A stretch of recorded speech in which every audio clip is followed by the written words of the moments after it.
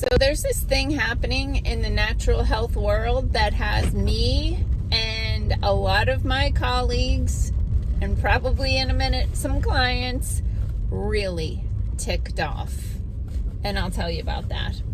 Hey, I'm Dr. Patty Barch. I'm a traditional naturopath, founder and owner of Naturally Unbridled Wellness and naturallyunbridled.com, where we focus on wellness solutions, not disease management. This is Down the Ridge with Dr. Patty. This is not medical advice. It's for entertainment purposes only. Nothing I say is true. Don't listen to me. So I saw the first glimmer of this maybe about 6 months ago. And I was like, wait, what? And then I read it again, and I read it again, and I read it again. And I'm like, yeah, that's what they're saying. And so what's happening is a bunch of these supplement companies, these companies that have been built on the philosophy of natural health, are embracing the injectables that people use to reduce their size. I'm being cautious of the algorithms and not using certain words that may or may not slip out later. So yeah, I mean, and just last week, like Thursday or Friday, I got an email from another vendor that I have been using their products for years. Very interesting. So a lot of people don't realize that maybe about 8 or 9 years ago, Nestle, the candy conglomerate, purchased five supplement companies, including Garden of Life and Pure Encapsulations. And at the time, I was carrying a reasonable amount of Pure Encapsulations, and I was like, I'm not okay with this. Like, Nestle is a bad company, not just because they make candy. If you look into their position on clean water and wanting to control it, it's quite concerning. So I reached out to multiple companies and was like, hey, I sell these, 30, 40 SKUs of Pure Encapsulations. I am not happy that they were just purchased by Nestle, and I'd like to convert these products to another line. Please let me know what you have that's comparable and send me bottle sizes and pricing. And I sent that to probably 6 or 7 different supplement companies, and only one went through the trouble to put together a spreadsheet. Here's your Pure Encapsulations products, here's our products, and here's pricing. And I was like, well, guess what? You get the business. And it turned out over the years to be a crap ton of business, to the point that this is like my number 2 vendor in my office. But last week they sent out this email about,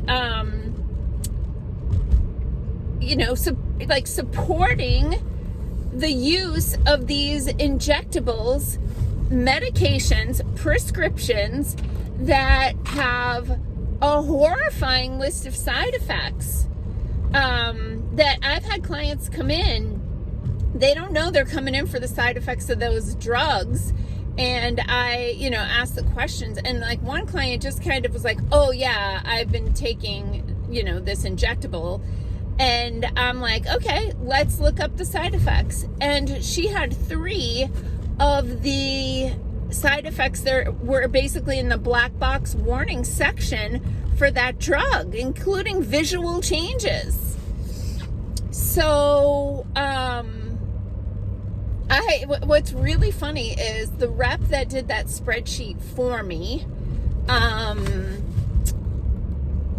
recently, like within the past 3 months, left that company because of other problems with the company. Oh, I forgot to tell you this. So that company was purchased a couple, 3 years ago by a, what do they call it? Venture capital company. So, with venture capital, their whole goal is to grow the business and sell it for a profit. Their goal is not to sustain the integrity of the company and the foundation that it was built on. So that my sales rep for that company recently left and went to another company. So I emailed him last week and I was like, where does your company stand on these injectables? And he's like, we're against them. I said, let's set up a meeting. So I've got a meeting with him this week to transition as much of my line as possible to a different company. And I want people to realize that's going to be a challenge for me and my team, because we have to learn the products and educate people about the products, learn like how to order them, how much do we need to order to get free shipping? Are there price breaks if we order certain amounts? Like, there's a lot to learn in setting up a new vendor, and I do not take that lightly. But after the venture capital people bought this company, we, Sherry and I, my associate in the office, we were participating in their symposium. I think it was 3 days. So it was like Friday, Saturday, Sunday. So we were going to fly down there, but flights got crazy. So we participated virtually.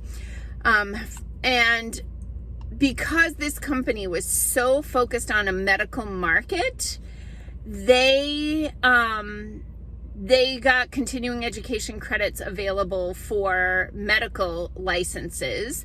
And so but in order to do that, they had to have their curriculum be in alignment with the standard of care, which meant the conference that we went to was very, very medical. And the only parts of it that were useful for Sherry and me were actually the breakfast session and the breakout sessions over lunch, because those were not technically part of the curriculum, and therefore those parts didn't need to meet medical criteria. So it's disappointing that the nutrition market is being purchased by these companies or organizations, whatever, that do not have health and wellness at the foundation of their driving force, right? They're profit driven, and they're invested also in medical companies, and so they have very medical mindset. And the only power we have is our purchasing power, right? And so I did reply to the people who sent that email that I was disgusted by it. And they'll look up my account and they'll see I'm not a small account. And they're going to pay a price for this. And maybe they don't give a crap, but just like I didn't want to give my business to Pure Encapsulations via Nestle via Pure Encapsulations, I'm not going to continue to support this company and the other company, except for if I can't find a suitable substitute, because I am putting the wellness of my clients first. And if I can't find a comparable, effective, in the same price range product, I will keep it on the shelf, which is why when you come into my office, I have, I think, 4 or 5 Pure Encapsulations products, because I can't find a comparable product from another vendor, and I want to have those things available to my clients. But I've greatly reduced the amount of SKUs. So in the months to come, if you are an existing client, you may see some label changes, but I'm not going to compromise on quality, and we'll help you through it. But we have to take back the health of this country, and we have to support businesses that truly have our own best interest. Obviously, they're also out there to make a profit. Every business needs to make a profit in order to be self-sustainable. But I'm not feeding the beast when I don't need to feed the beast. So peace out, peeps. Have a healthy day. Don't forget to vote tomorrow. Make America healthy.